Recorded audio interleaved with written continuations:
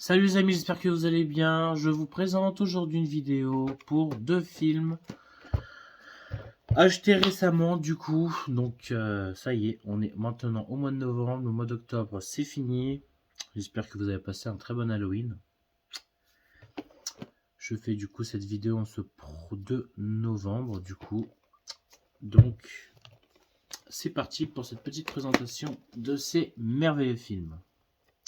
Donc Mission Impossible et Ballerina, qui sont sortis quasiment en même temps, hein, pareil comme F1, Mission Impossible, Ballerina, sont quasiment sortis pas très loin derrière l'autre.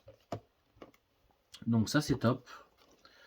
Donc c'est parti pour le déballage. On va commencer par Ballerina, que j'ai acheté hier du coup, tout simplement. Et puis Mission Impossible, je l'avais acheté déjà il y a 2 semaines. Donc j'attendais un petit peu avant de faire cette vidéo. Donc c'est parti pour le déballage. Du coup, que j'ai acheté chez Leclerc, du coup pour 29,99 €. Donc un joli steelbook, très beau boîtier, Ana de Armas du coup en couverture avec un sabre sur son épaule. Le titre de l'univers de John Wick, forcément, puisque Keanu Reeves joue dans le film. Donc ça c'est bien. Donc l'arrière, petite pochette en carton. Donc le film qui a été quand même un bon succès en soi, un bon succès. Donc c'est un vrai master 4K avec du Dolby Vision et du Dolby Atmos en anglais et en français. Donc ça c'est bien, il y a du Dolby Atmos en anglais et en français pour les deux formats, en Ultra HD et aussi en Blu-ray, hein, ça change pas. 4K et Blu-ray sont en Dolby Atmos pour les deux langues. Sous-titres, HD, Dolby Vision, bon après voilà, ce sera tout. Interdit au moins de 12 ans.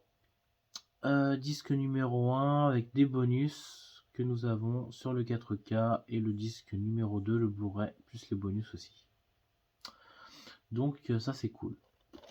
Donc au niveau de l'histoire, bon, je l'ai vu qu'une seule fois au cinéma, donc je vous avoue, il y a des scènes que je me rappelle plus trop, tout simplement dedans. Donc je ne vais pas non plus vous dire toute l'histoire, etc. du film, mais j'ai passé un très bon moment devant ce film.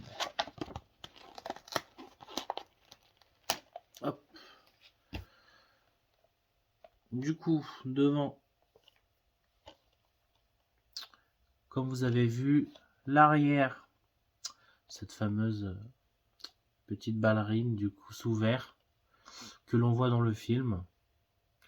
Franchement, niveau couleur, vraiment exceptionnel. Ce côté vraiment violet, bien brillant, le titre en bleu. La tranche sur le côté, tout simplement. Et puis on va ouvrir tout ça. Allez, qu'est-ce que nous avons? Le disque en 4K et en Blu-ray avec deux photos différentes sur les disques. Tout simplement. Donc franchement j'adore déjà, rien que les disques qui sont très jolis, franchement je kiffe, j'aime bien. Ça me donne envie vraiment de le regarder tout de suite le film. Même si je l'avais jamais vu dans ma vie, j'aurais vraiment hâte de le commencer. Donc franchement c'est un très joli boîtier, il n'y a rien à dire. Vraiment top. Donc Atmos, Dolby Vision et un vrai master 4K. Donc j'espère que vous aussi vous l'avez vu au cinéma et que vous avez passé aussi un très bon moment devant ce film. Top. Ensuite, je vais ranger ça à l'intérieur. Toujours garder ça, parce qu'avant je les jetais, maintenant je les garde. Tout de même, on sait jamais. Ensuite, la suite, Mission Impossible, qui est sortie du coup le 15 octobre. Que je déballe enfin. Édition Fnac, donc c'est vraiment cette édition Fnac, cette photographie là. J'ai préféré celui-là que l'autre de toute façon. Et puis sinon, le boîtier standard en 4K qui était pas mal aussi, hein, en Atmos, donc enfin en standard, en boîtier standard. Mais j'ai vraiment préféré l'édition Fnac, je trouve.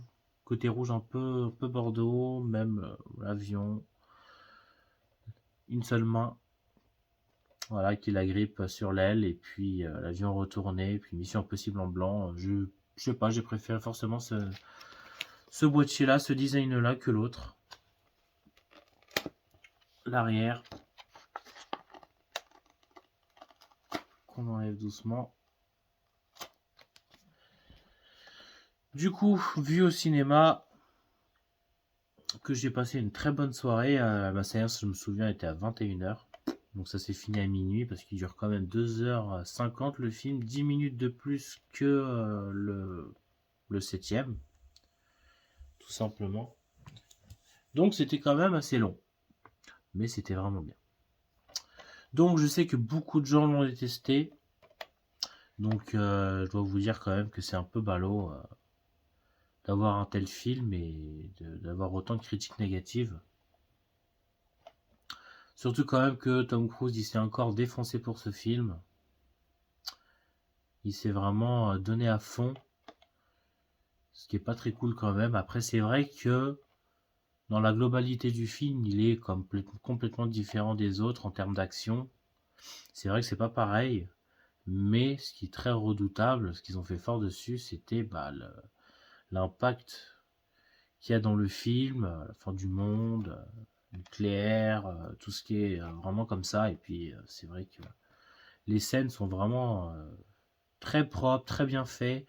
Donc, je sais pas pourquoi beaucoup de gens l'ont détesté ce film. Après, c'est vrai qu'il était long de base, donc ce qui fait que ça peut détester davantage le film quand il est vraiment trop long et qu'il y a énormément de dialogue et peut-être pas assez d'action. C'est toujours comme ça.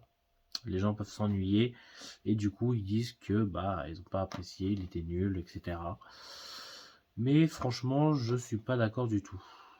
C'est du suspense du début à la fin. Je sais pas, j'ai accroché, je me suis pas endormi. Certes, quand on prévoit de voir 2h50 de film, faites une petite sieste avant. En tout cas, soyez bien réveillés, tout simplement. Et normalement, si vous accrochez au film, il n'y a aucun problème, vous devriez l'apprécier. Mais c'est vrai que voilà, il y a beaucoup de dialogues, beaucoup de choses, donc... Mais non, franchement, je l'ai trouvé vraiment très sympathique. Donc devant, la couverture, l'arrière, que je trouve très joli, franchement l'ensemble. L'intérieur, c'est pareil, le disque en noir en 4K et puis les disques en bleu pour le Blu-ray et le Blu-ray bonus. Donc ça, c'est vraiment top. Donc franchement, non, j'ai beaucoup apprécié. La meilleure scène sous-marine, c'est vraiment sensationnel. L'IMAX, c'était vraiment génial quand justement je l'ai vu en IMAX, donc c'était vraiment vachement bien. Juste un peu décevant qu'il n'y ait pas eu plus d'images IMAX, notamment la scène sous-marine et puis la scène de l'avion à la fin du film. Donc j'ai trouvé quand même une période quand même assez courte en IMAX par rapport à 2h50 de film. On a eu que à peine même pas 30 minutes, 30, 40 minutes d'IMAX en tout sur 2h50. Ce qui était un peu dommage, qu'il n'y ait pas plus de format agrandi dans le film. Mais sinon, ça reste quand même un très bon film, une très belle fin, qui est reliée du coup avec l'acteur qui a joué dans le premier film, forcément avec le coffre. Donc ça faisait plaisir de le revoir tout de même après tant d'années. Donc c'est du début, voilà, à la fin. Donc c'est vraiment très génial. Bien apprécié, franchement, je sais pas quelle note je lui avais donné, mais de me souvenir, je lui mets facile un minimum à 8 sur 10. Donc j'ai beaucoup apprécié quand même le film, et puis j'ai hâte de me le refaire, et puis à ce qui paraît, le son est vraiment très bien prononcé. Le son est vraiment top en Atmos. Donc du Dolby Atmos, ça change pas, qu'on retrouve à l'arrière. Dolby Atmos en anglais et en français. Par contre, on a de l'Atmos aussi en Blu-ray. Par contre, en français, c'est du Dolby Digital en Blu-ray. Donc le disque en Blu-ray, c'est du Dolby Digital en français et pour toutes les autres langues. Par contre, évidemment, en anglais, Blu-ray 4K sur Atmos. Et nous avons de l'Atmos en français pour le 4K. Ça ne change pas. Donc c'est un vrai master 4K et Dolby Vision. Donc c'est vraiment top, j'ai hâte d'avoir de très belles images sur mon installation.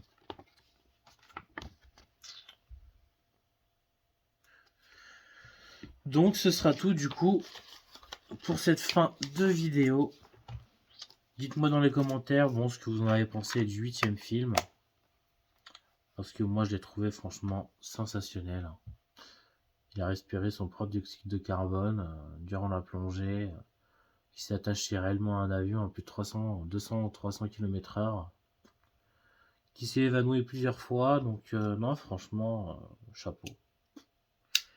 Il a risqué sa vie pour faire de tels films, surtout dans cette saga. Donc franchement, ça mérite quand même des points positifs pour ce 8e et dernier film. Même s'il y a des choses qui sont un peu chiants par moment pour des personnes, pour d'autres. Mais faut rester quand même positif dans la globalité. Même si le film en lui-même, vous ne l'avez pas forcément apprécié, il faut garder l'aspect technique et aussi réalisation.